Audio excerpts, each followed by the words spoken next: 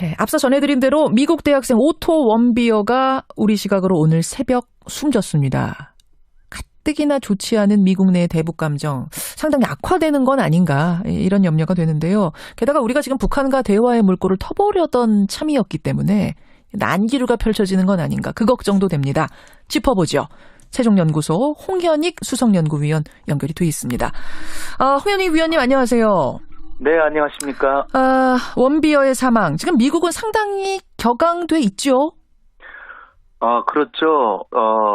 미국의 이 젊은 대학생이 겨우 광고물 하나, 띄었다고, 무슨 국가 전복죄, 이런, 예. 엄벌에 처해서 15년, 우리 식으로 치면 15년 징역형을 받았는데. 그렇죠. 그것만 해도 미국인들이 도저히 납득을 못 하는데. 예.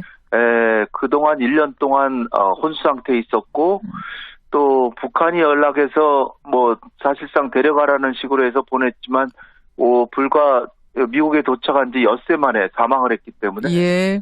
이런 아마도 추정컨대 반인륜적인 행위가 있었기 때문에 이 건장한 청년이 그렇게 됐다. 그래서 미국 국민들의 여론이 굉장히 악화될 걸로 이렇게 예상이 됩니다. 그러니까 놀러 갔던 대학생 청년이 호텔 벽에 붙어있는 뭐 하나 뗐다고 해서 그게 정치 선전물이었다. 그걸 훼손했다 해가지고 지금 이렇게 된 거 아닙니까? 결국 고문과 학대를 받은 게 분명하다란 가족들의 주장인 건데 근데 이게 이제 앞으로 북미 관계에 어떤 영향을 미칠까? 이 부분이에요. 어떻게 보세요?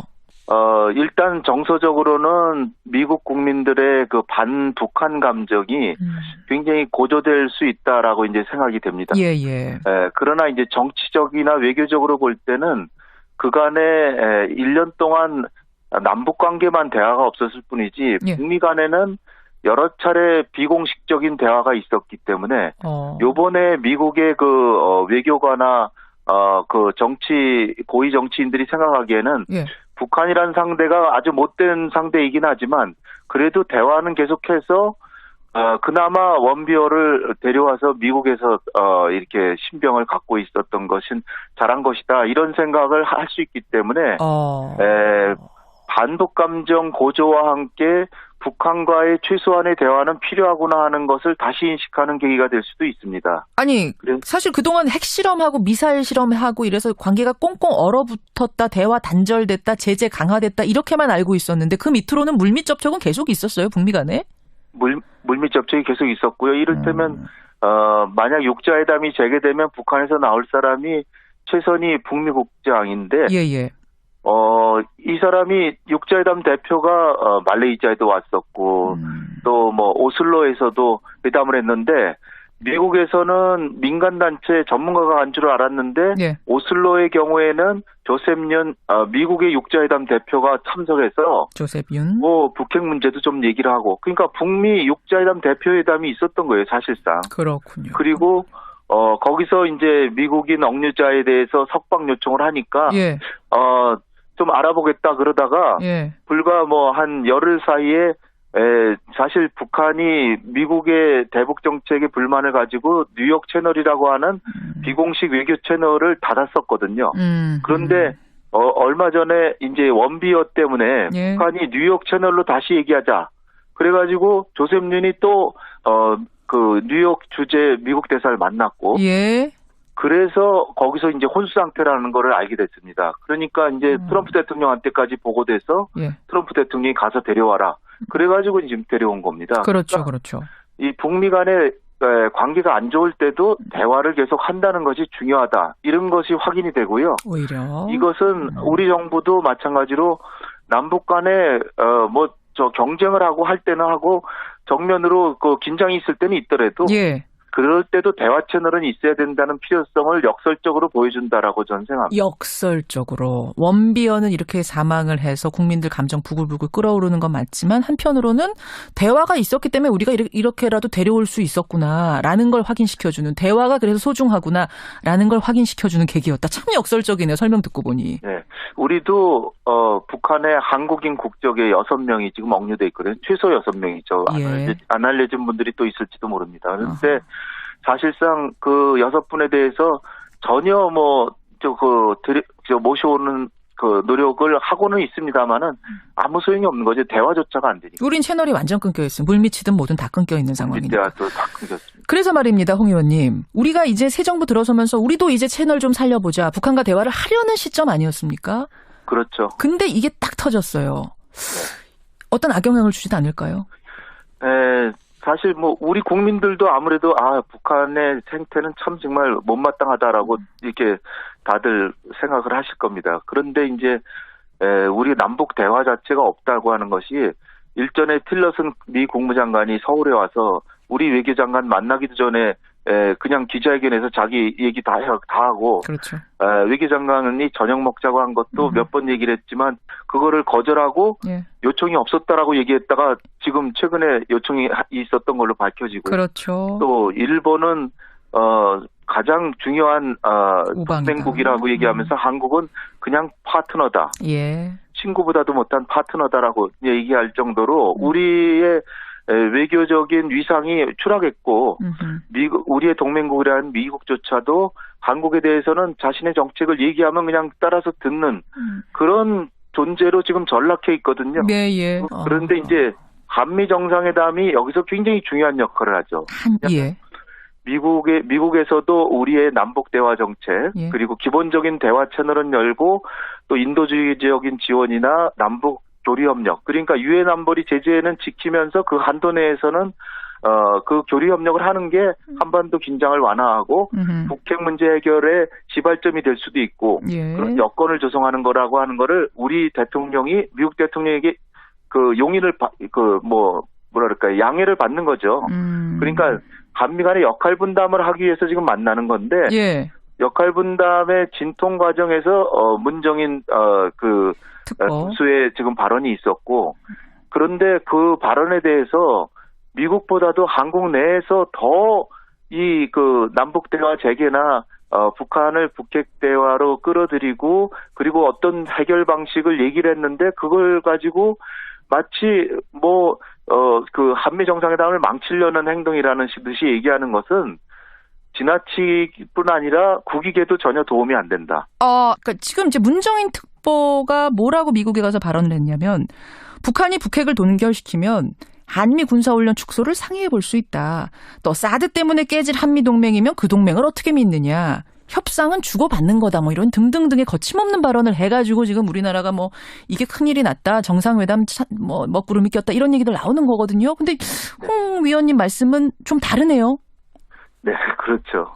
이게 사실 한미 정상회담을 하면 우리 국내에서는 생각이 조금 다르고 정치적 성향이 다르다고 하더라도 대한민국의 국익과 민족의 미래를 위해서 한미 정상회담이 잘 되고 그리고 우리의 목소리가 더 커질 수 있도록 도와주는 것이 애국자가 아닌가 저는 그렇게 생각합니다.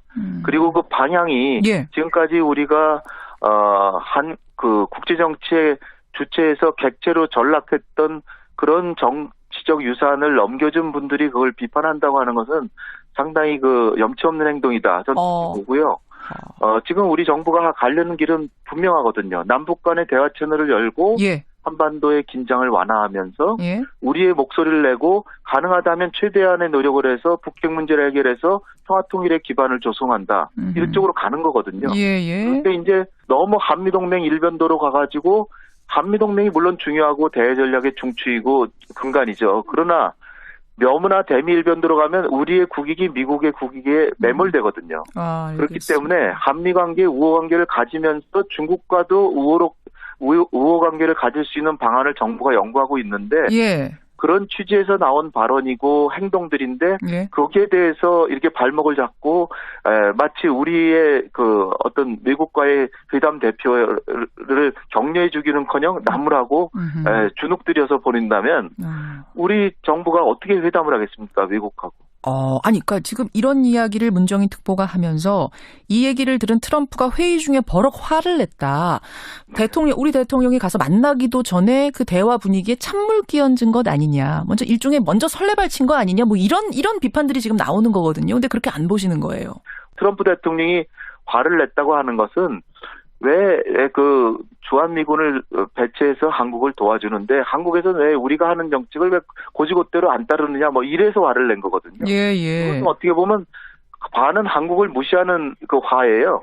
그렇기 때문에 우리의 제 목소리를 미국에 내기 위해서도 과거에 잘못됐던 행동은 다시 되짚어 봐야 되는 것은 정상적인 행동이거든요. 그러면 문정인 특보 충분히 할 수 있는 발언을 한 거고 이제는 이런 정도의 목소리를 낼 필요가 있다. 뭐 트럼프가 버럭 화를 냈든 어쨌든 간에 우리 얘기를 할 때가 됐다라고 보시는 거예요. 찬성하는 입장. 지난 정부가 했던 대한민국을 한민족의 미래와 국제정치의 주체에서 객체로 전락시킨 정책을 답습하지 않으려면 이러한 방향으로 가는 게 옳다고 봅니다. 옳다고 오히려. 청와대에서 어저께 문정인 교수의 발언은 개인 자격으로 한 것이다 이렇게 자꾸 이게 자리매김을 하는데 그거보다는 문재인 대통령하고 트럼프 대통령과의 이 정상 간의 만남에서 얼굴을 붉히면 안 되잖아요. 따라서 우리가 가야 될 방향으로 가는 것을 모습을 미리 보여준 것이다. 그러니까 저는 문정인 교수가 나름의 역할을 한 것이라고 봅니다. 오히려 미국도 한국에 대한 나름의 그 대비를 하고 있고 그러면 문재인 대통령께서 얘기하시면 트럼프 대통령도 이미 한국의 그런 의견을 잘 알고 있고 우리도 나름 북한과 대화를 지금 하려고 하고 있거든요. 어떻게 보면 문정인 교수의 의견이나 틸러슨 국무장관의 의견이 크게 다르지가 않습니다. 알겠습니다. 여기까지 오늘. 우리가 너무 주눅들 필요 없고 자신감을 가지고 미국과 상대해야 된다 이렇게 생각합니다. 여기까지 말씀 듣죠. 홍 의원님 고맙습니다. 감사합니다. 세종연구소 홍현익 수석연구위원이었습니다. 뉴욕 채널이라고 하는 비공식 외교 채널을 닫았었거든요. 그런데 얼마 전에 이제 원비어 때문에 북한이 뉴욕 채널로 다시 얘기하자. 그래가지고 조셉 륜이 또 그 뉴욕 주재 미국 대사를 만났고, 그래서 거기서 이제 혼수 상태라는 거를 알게 됐습니다. 그러니까 이제 트럼프 대통령한테까지 보고돼서 트럼프 대통령이 가서 데려와라. 그래가지고 지금 데려온 겁니다. 그렇죠. 이 북미 간의 관계가 안 좋을 때도 대화를 계속 한다는 것이 중요하다. 이런 것이 확인이 되고요. 오히려 이것은 우리 정부도 마찬가지로 남북 간에 경쟁을 하고 할 때는 하고 정면으로 그 긴장이 있을 때는 있더라도 그럴 때도 대화 채널은 있어야 된다는 필요성을 역설적으로 보여준다라고 저는 생각합니다. 역설적으로 원비어는 이렇게 사망을 해서 국민들 감정 부글부글 끓어오르는 것 감정이 굉장히 고조될 수 있다라고 이제 생각이 됩니다. 그러나 이제 정치적이나 외교적으로 볼 때는 그간에 1년 동안 남북 관계만 대화가 없었을 뿐이지 북미 간에는 여러 차례 비공식적인 대화가 있었기 때문에 요번에 미국의 그 외교관이나 그 고위 정치인들이 생각하기에는 북한이란 상대가 아주 못된 상대이긴 하지만 그래도 대화는 계속해서 그나마 원비어를 데려와서 미국에서 이렇게 신병을 갖고 있었던 것은 잘한 것이다 이런 생각을 할 수 있기 때문에 반북 감정 고조와 함께 북한과의 최소한의 대화는 필요하구나 하는 것을 다시 인식하는 계기가 될 수도 있습니다. 아니, 사실 그동안 핵실험하고 미사일 실험하고 이래서 관계가 꽁꽁 얼어붙었다 대화 단절. 앞서 전해드린 대로 미국 대학생 오토 원비어가 우리 시각으로 오늘 새벽 숨졌습니다. 가뜩이나 좋지 않은 미국 내의 대북 감정 상당히 악화되는 건 아닌가 이런 염려가 되는데요. 게다가 우리가 지금 북한과 대화의 물꼬를 터보려던 참이었기 때문에 난기류가 펼쳐지는 건 아닌가 그 걱정도 됩니다. 짚어보죠. 세종연구소 홍현익 수석연구위원 연결이 돼 있습니다. 홍현익 위원님 안녕하세요. 네, 안녕하십니까. 원비어의 사망 지금 미국은 상당히 격앙돼 있죠. 그렇죠. 미국의 이 젊은 대학생이 겨우 그 광고물 하나 띄었다고 무슨 국가 전복제 뭐 이런 엄벌에 처해서 15년 우리 식으로 치면 15년 징역형을 받았는데 그렇죠. 그것만 해도 미국인들이 도저히 납득을 못 하는데 그동안 1년 동안 혼수 상태에 있었고 또 북한이 연락해서 뭐 사실상 데려가라는 식으로 해서 보냈지만 불과 미국에 도착한 지 엿새 만에 사망을 했기 때문에 이런 아마도 추정컨대 반인륜적인 행위가 있었기 때문에 이 건장한 청년이 그렇게 됐다. 그래서 미국 국민들의 여론이 굉장히 악화될 걸로 이렇게 예상이 됩니다. 그러니까 놀러 갔던 대학생 청년이 호텔 벽에 붙어있는 뭐 하나 뗐다고 해서 그게 정치 선전물이었다. 그걸 훼손했다 해가지고 지금 이렇게 된 거 아닙니까? 결국 고문과 학대를 받은 게 분명하다란 가족들의 주장인 건데. 근데 이게 이제 앞으로 북미 관계에 어떤 영향을 미칠까? 이 부분이에요. 어떻게 보세요? 일단 정서적으로는 미국 국민들의 그 반북한 절됐다, 제재 강화됐다 이렇게만 알고 있었는데 그 밑으로는 물밑 접촉은 계속 있었어요, 북미 간에? 물밑 접촉이 계속 있었고요. 이를테면 만약 육자회담이 재개되면 북한에서 나올 사람이 최선희 북미 국장인데, 예. 이 사람이 육자회담 대표가 말레이시아에도 왔었고 또 뭐 오슬로에서도 회담을 했는데. 미국에서는 민간단체 전문가가 간 줄 알았는데 예. 오슬로의 경우에는 조셉 윤 미국의 육자회담 대표가 참석해서 조셉 윤 뭐 북핵 문제도 좀 얘기를 하고 그러니까 북미 육자회담 대표회담이 있었던 거예요 사실상. 그렇군요. 그리고 거기서 이제 미국인 억류자에 대해서 석방 요청을 하니까 예. 좀 알아보겠다 그러다가 예. 불과 뭐 한 열흘 사이에 사실 북한이 미국의 대북 정책에 불만을 가지고